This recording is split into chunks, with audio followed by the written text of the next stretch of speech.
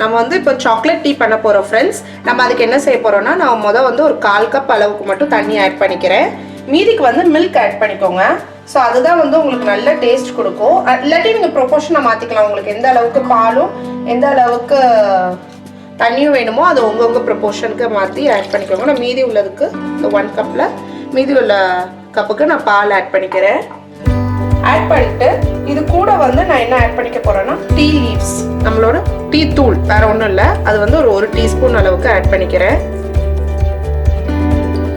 Add பண்ணிவிட்டு இது கூடவே வந்து சேர்த்து நீங்கள் வந்து சுகரை வந்து ஆட் பண்ணிடணும். முதையே சுகர் ஆட் பண்ணிங்கன்னா நல்ல ஒரு ஃப்ளேவர் அண்ட் கலர் வந்து உங்கள் டீ தூளுக்கு வந்து கிடைக்கும்.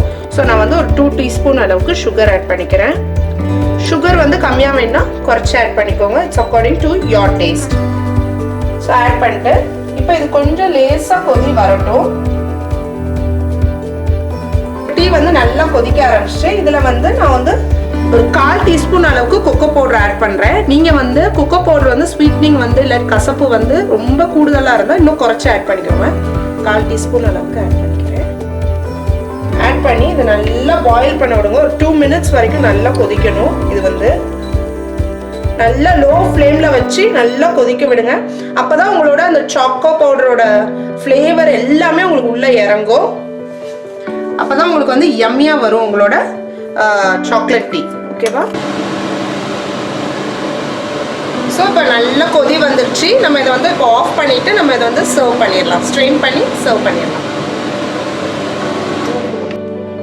ஸோ நம்மளோட சாக்லேட் டீயை வந்து இப்போ நம்ம ஸ்ட்ரெயின் பண்ணிடலாம்.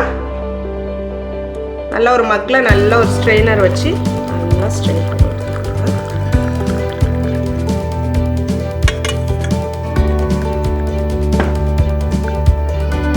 ஸோ நம்ம டேஸ்டியான சாக்லேட் டீ வந்து இப்போ ரெடி ஆயிட்டு.